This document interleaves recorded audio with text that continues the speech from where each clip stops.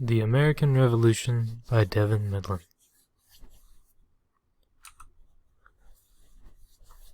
The American Revolution commenced in 1775 and it ended in 1783. Paul Revere's ride happened on April 18th of 1775. Revere set out in the dark from his North Boston home by horse with two other riders to reach Adams and Hancock. Revere's next stop that late night was Concord, Massachusetts, a hotbed of the resistance and the suspected location of the British troops' second attack. However, Paul Revere was captured on the way to Concord and actually never reached there. He was later released and had already helped give the colonial militia an advantage by alerting them of the forces. This would lead to the battles of Lexington and Concord, sparking the Revolutionary War. The battles of Lexington and Concord, they were fought on April 19th of 1775, and they went on for multiple days. These battles sparked the American Revolutionary War.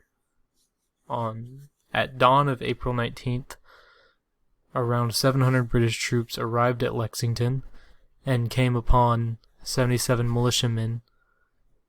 A firefight broke out, and at the end of it, 8 militiamen were dead, with 9 wounded. However, only one of the British redcoats was injured.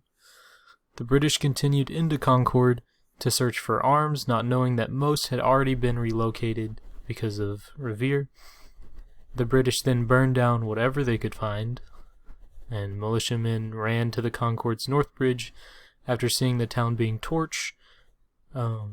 Unfortunately, the British were already defending that bridge and fired first, but retreated when the militiamen returned fire. The British then gave up after searching Concord for hours and prepared to return to Boston. What the British did not know that there was about 2,000 militiamen known as Minutemen who were already ready and headed their way. These Minutemen fought very differently than the British. They would hide and be behind anything that they could, whereas the British normally did firing lines. So as the fighting started with the militiamen shooting at the British behind anything they could. Soon after, British troops started abandoning their equipment to retreat faster towards Lexington. Redcoat reinforcements were at Lexington, but this did not stop the militiamen from resuming their attack. The Redcoats were able to retreat all the way back to Charleston, where they had naval support.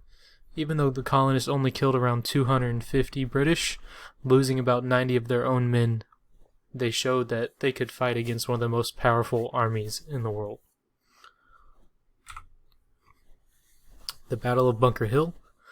News spread of the battles of Lexington and Concord. A few months later, the British defeated the Americans at the Battle of Bunker Hill on June 17th, 1775. In this battle, there was also a very low number of casualties on both sides.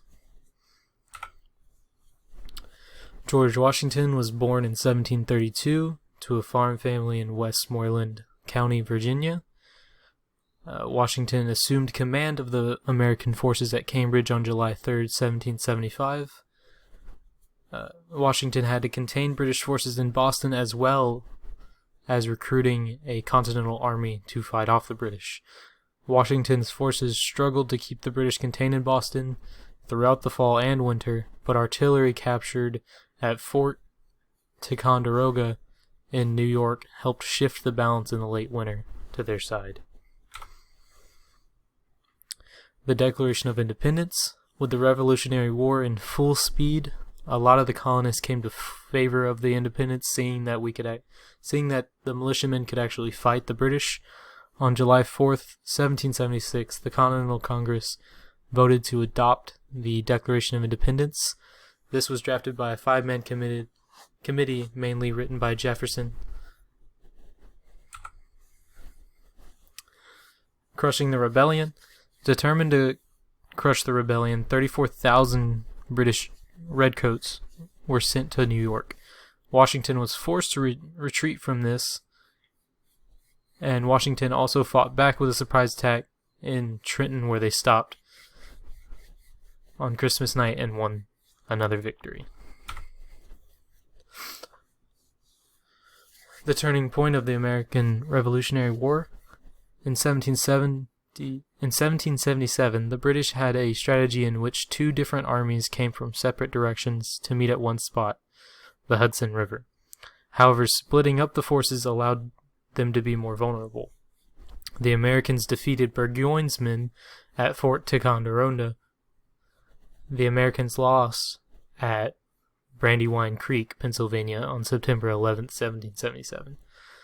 On September 19th of 1777, the American forces under General Horatio Gates defeated the British at Freeman's Farm in the First Battle of Saratoga. The Battle of Saratoga would be what would really change the American Revolutionary War to the American side. The Battle of Saratoga, the British suffered another defeat on October 7th at Bemis Heights. This was the Second Battle of Saratoga. Burgoyne of the British Army surrendered his remaining forces on October 17th.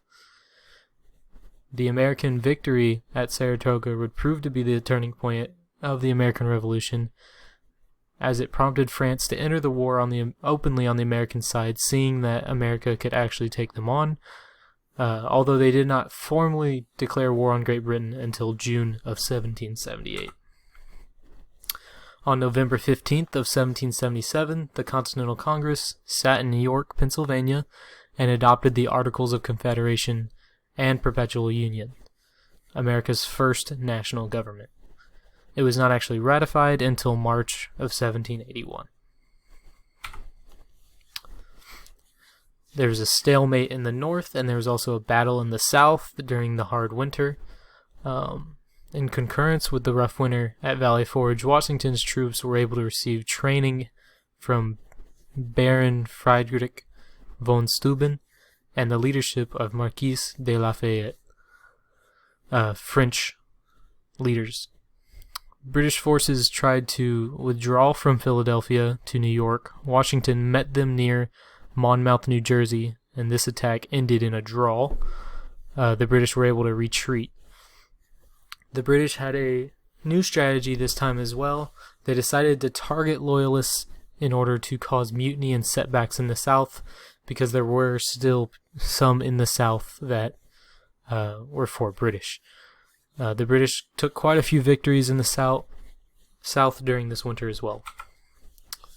On February 6th of 1778, the formal treaty, which is the Treaty of Alliance, between France and the United States is signed, which pledged French military support for the Americans.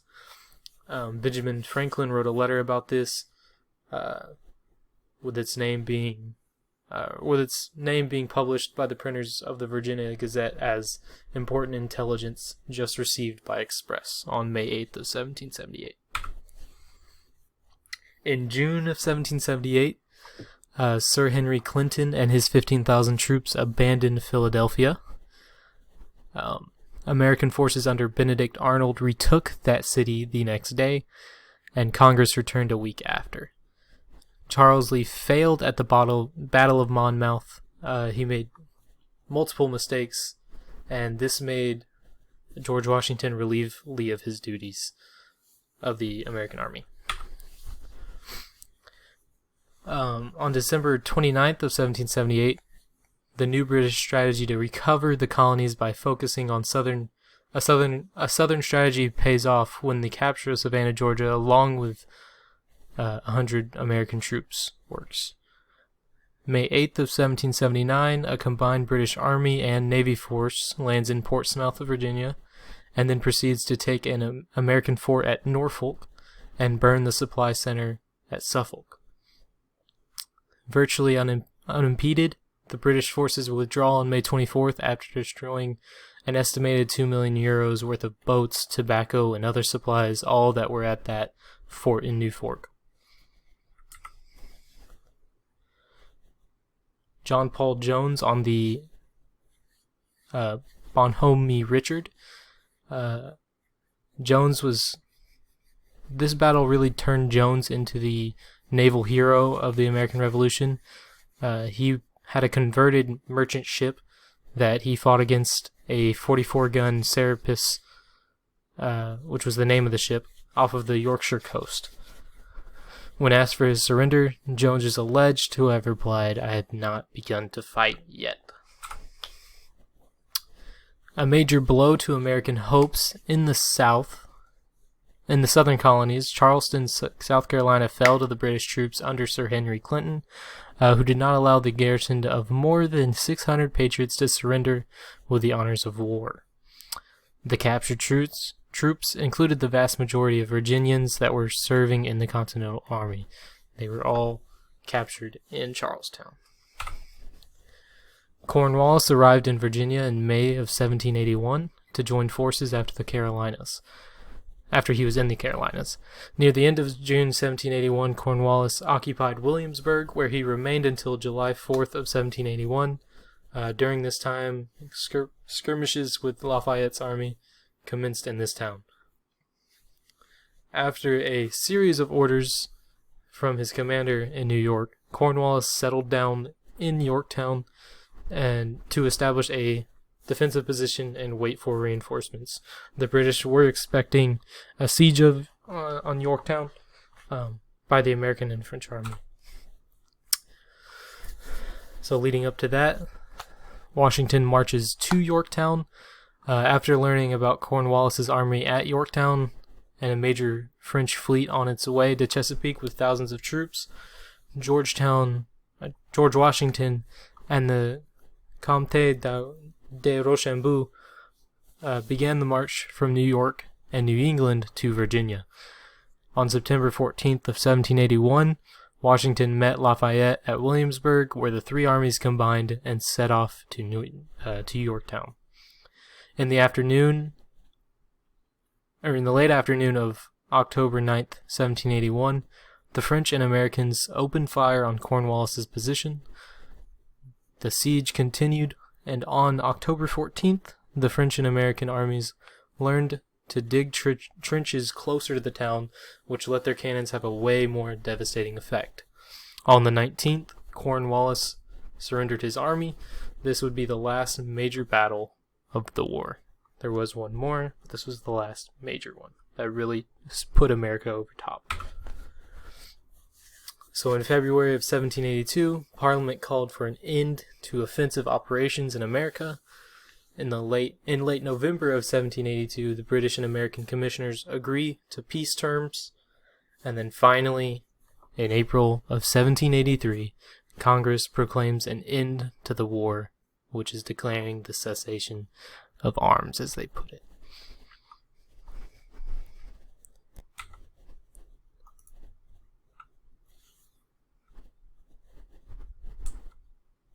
And then this is the works cited. Thank you.